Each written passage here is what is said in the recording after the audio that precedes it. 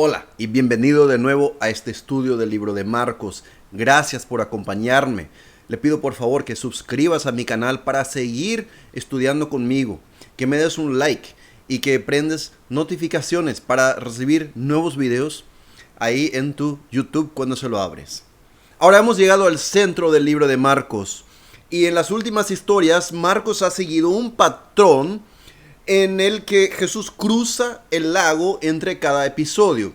Cuando está en la orilla, hace algo milagroso, y cuando los discípulos están en la barca, les enseña lo que han presenciado. También vemos la resistencia de los líderes religiosos que quieren que Jesús se adapte a sus costumbres y haga las cosas como ellos quieren que las haga. A lo largo de todo esto, los discípulos han estado dando tumbos tratando de entender el significado de todo lo que han visto y oído. Jesús dice que son como personas que tienen ojos pero no ven y tienen oídos pero no oyen. Como una especie de colofón a este castigo. Jesús sana a un hombre sordo y a un hombre ciego. A lo largo de todo esto, ha habido un tema recurrente, el pan. Multiplica el escaso almuerzo de alguien para alimentar a 5,000 judíos con una comida de pan y pescado. En otra ocasión, toma unos cuantos panes y alimenta a 4,000 gentiles. Les dice a los discípulos que tengan cuidado con la levadura de los fariseos. Una mujer sirofenicia griega le ruega a Jesús que le dé las migas o las migajas que caen de la mesa. Marcos nos dice que los discípulos no entendieron el significado de los panes y se enfadan entre ellos cuando alguien se olvida de traer los restos del pan que sobraron. Esto nos deja preguntándonos si los discípulos lo entenderán alguna vez. ¿Entenderán quién es Jesús? Y esto nos lleva al siguiente pasaje, porque en el primer parte del libro de Marcos hubo un enfoque en la identidad de Jesús y hemos llegado ahora mismo al centro del libro. Marcos ha estado construyendo a este momento y ahora la historia va a cambiar y va a tomar una dirección diferente. Notarás que ya no están cruzando el lago de un lado a otro, sino que ahora están en un viaje caminando juntos por un camino. Ahora, leamos este pasaje juntos y vamos a ver cómo cambian las cosas y cuál es la respuesta a la pregunta del primer parte. ¿Quién es Jesús? Ahora vamos a leer juntos. Aquí tengo mi Biblia. Vamos a leer en el libro de Marcos, capítulo 8, versículo 27 hasta el capítulo 9, versículo 1. ¿Ves que cuando pusieron los capítulos y los versículos en el siglo, creo que 18 era? Se equivocaron aquí un poquito porque el 9.1 va con el resto de 8. Pero el que puso los capítulos y números, así se los puso. Por eso vamos a estar en el 8, del 27 hasta el 9, versículo 1. Y dice así: Jesús y sus discípulos salieron hacia las aldeas de Cesarea de Filipo. En el camino les preguntó: ¿quién dice la gente que soy yo? Le respondieron: unos dicen que Juan el Bautista, otros que Elías y otros que uno de los profetas. ¿Y ustedes quién dicen que soy yo?, preguntó Jesús. Tú eres el Cristo, afirmó Pedro. Jesús ordenó que no hablaran a nadie acerca de él. Luego comenzó a enseñarles: el Hijo del Hombre tiene que sufrir muchas cosas y ser rechazado por los líderes religiosos, por los jefes de los sacerdotes y por los maestros de la ley. Es necesario que lo maten y que a los 3 días resucite. Habló de esto con toda claridad. Pedro lo llevó aparte y comenzó a reprenderlo. Pero Jesús se dio la vuelta, miró a sus discípulos y reprendió a Pedro. Aléjate de mí, Satanás, le dijo. Tú no piensas en las cosas de Dios, sino en las de los hombres. Entonces llamó a la multitud y a sus discípulos. Si alguien quiere ser mi discípulo, dijo, que se niegue a sí mismo, tome su cruz y me siga. Porque el que quiera salvar su vida, la perderá. Pero el que pierda su vida por mi causa y por el evangelio, la salvará. ¿De qué le sirve a uno ganar el mundo entero si se pierde la vida? ¿O qué se puede dar a cambio de la vida? O el alma, en otras traducciones. Si alguien se avergüenza de mí y de mis palabras, en medio de esta generación adúltera y pecadora, también el Hijo del Hombre se avergonzará de él cuando venga en la gloria de su Padre con los santos ángeles. Y añadió, les aseguro que algunos de los aquí presentes no sufrirán la muerte sin antes haber visto el reino de Dios llegar con poder. Este es un momento decisivo. Los discípulos finalmente entendieron algo muy importante. Antes se habían preguntado, ¿quién es este? ¿Verdad? Cuando vieron a Jesús hacer cosas maravillosas, increíbles. Finalmente la luz comenzó a brillar en ellos, como en el caso del ciego que estaba comenzando a ver. Jesús preguntaba, ¿quién cree la gente que soy yo? Y la gente piensa que él es un profeta. Esto está bien. Algunos piensan que él es Juan el Bautista. Recuerdan que Herodes pensó eso. Otros pensaban que era Elías. Elías era un profeta muy importante en la historia de Israel. De hecho, en el pensamiento judío, él era el símbolo de todos los profetas. Entonces, lo que vemos es que la gente están viendo algo importante y auténtico en Jesús. Y ven que él es alguien que habla en el nombre de Dios. Y entonces la gente están por un buen camino. Pero no han llegado al punto. Y por eso Jesús pregunta a sus discípulos. Les quiere llevar un paso más. Y les pregunta, ¿quién soy yo? Y de esto se trata todo lo que hemos visto hasta ahora. Todo lo que Jesús ha hecho y ha enseñado, se supone que les dará la respuesta a esta pregunta. Y por una vez que la aciertan, Pedro responde por los discípulos, tú eres el Cristo, el Mesías. Ahora observe que Marcos lo deja ahí. Eso es todo lo que necesitamos saber en este momento. Ahora, en Mateo vemos que la historia tiene más detalles y por eso solemos leer en Mateo porque, ¿verdad? Pedro dice, tú eres el Cristo, el Hijo del Dios viviente, y Jesús le responde, bendecido eres Pedro, Simón, porque esto te ha sido dado por Dios, ahora te llamarás Pedro, todo esto, ¿verdad? Pero Mateo y Marcos están escribiendo a públicos diferentes y no tienen exactamente el mismo propósito con sus escritos. Y Marcos nos ha llevado con la pregunta, ¿quién es este? Hasta este punto, y viene la respuesta, él es el Mesías, punto. Es la respuesta. Entonces, ya no hay nada más que decir, ya vimos la respuesta, él es el Mesías. Es todo lo que Marcos quiere que sepas. Él quiere que sepas que finalmente entendieron que todo lo que habían visto y oído, que ha llegado hasta el clímax con esta declaración, tú eres el Cristo. Por fin se enteraron del secreto. Y como ocurre con cualquier buen secreto, deben guardárselo para sí mismos por ahora, porque no es el momento de que todo el mundo lo sepa. Jesús les advierte que no le hablen a nadie de él. ¿Y por qué es secreto? Bueno, es información peligrosa. Pero a Jesús le preocupa otro tipo de peligro. él se preocupa que le consideran el tipo equivocado de Mesías.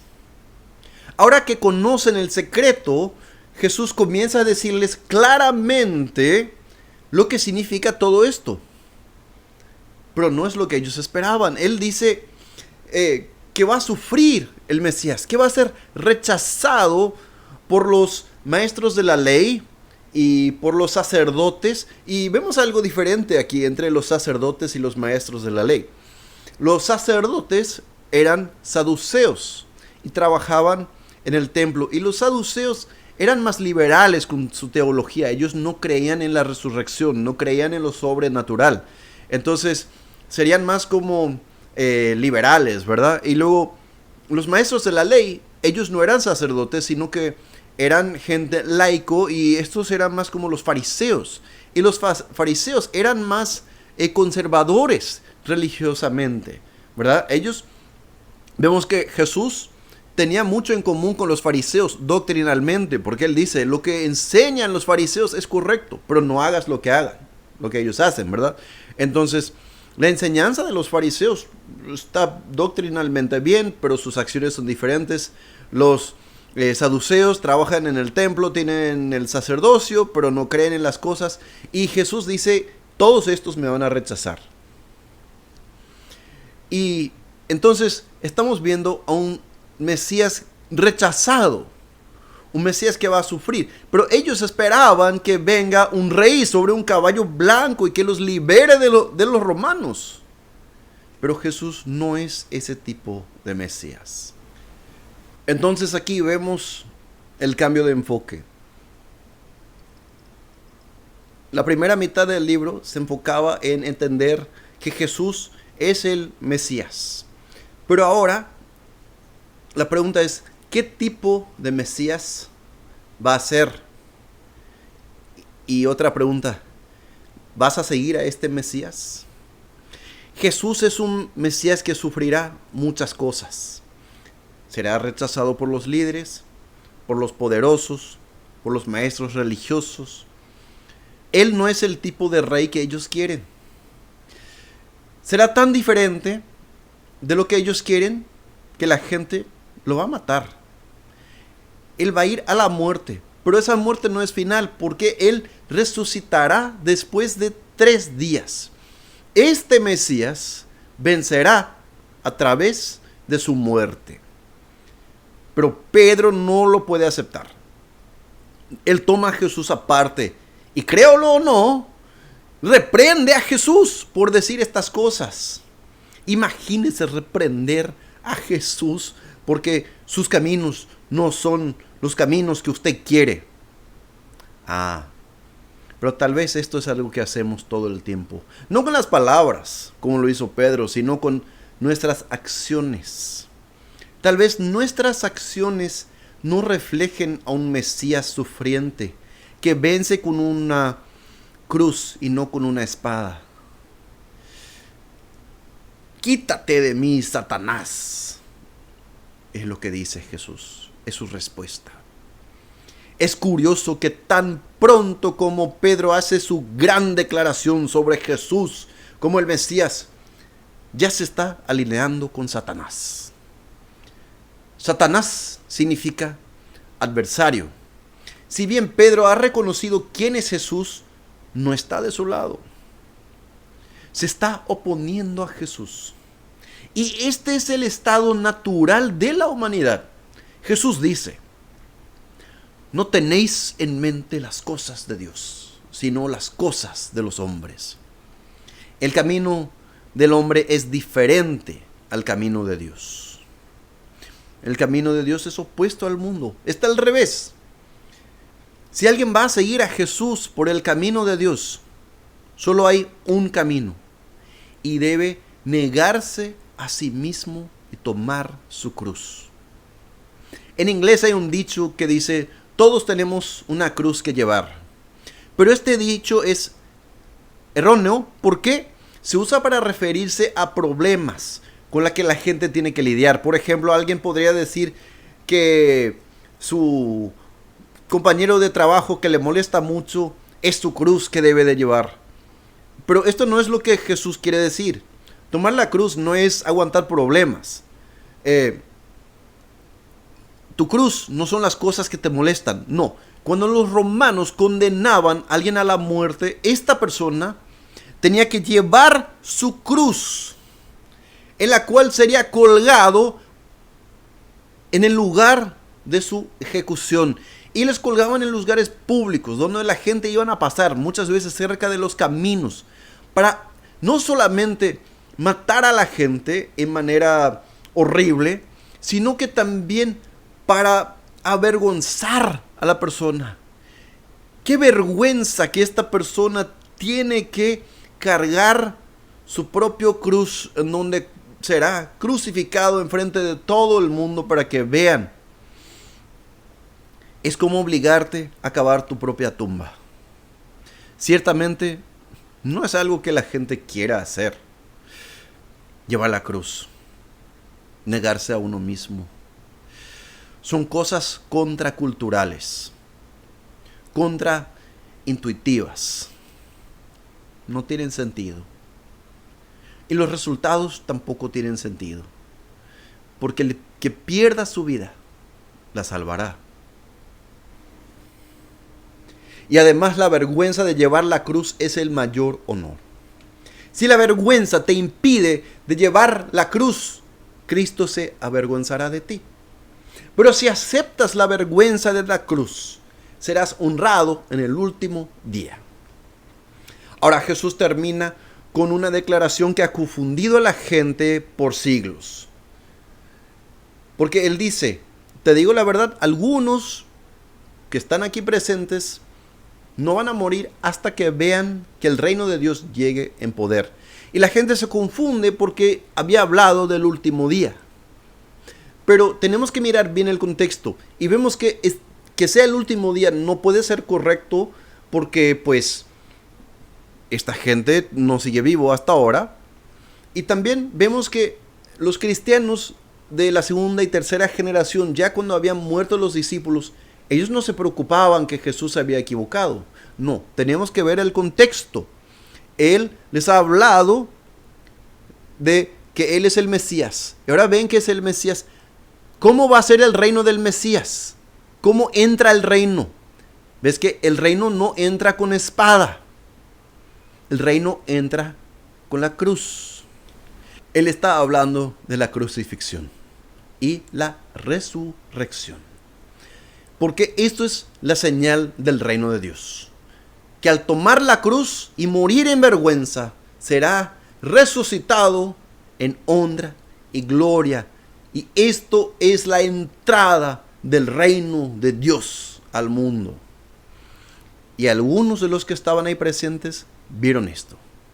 No toda la multitud, pero algunos de los discípulos eran testigos de Jesús venir en su gloria cuando resucitó de entre los muertos. Y eran testigos. Y vemos que el reino ya vino en poder porque nosotros vivimos con el ya del reino de Dios. Ya estamos experimentando el reino de Dios en nuestras vidas, aunque todavía estamos esperando al último día. Entonces no nos confundamos, Jesús no está hablando de los últimos días cuando dice que estos no morirán. Está hablando de que algunos serán testigos de lo que ha hablado, de que el Mesías va a sufrir, va a ser crucificado y va a resucitar. Eso es la señal del reino. Como sabemos, porque en otro pasaje Él dijo, les daré solo una señal, la señal de Jonás, voy a estar 3 días en la tierra y luego voy a resucitar. Esta es la señal que estamos esperando. Bueno, Jesús tomó su cruz en vergüenza, pero fue resucitado con honor. Este es el reino que viene con poder. ¿Y qué aprendemos de todo esto? Jesús es el Mesías. Pero no es el Mesías que el mundo quiere. Es el Mesías que Dios quiere. Y el camino de Dios es al revés o al inverso al nuestro. Y si queremos seguir a Jesús, solo hay un camino. Y eso es el camino de la cruz. Que a Dios le bendiga.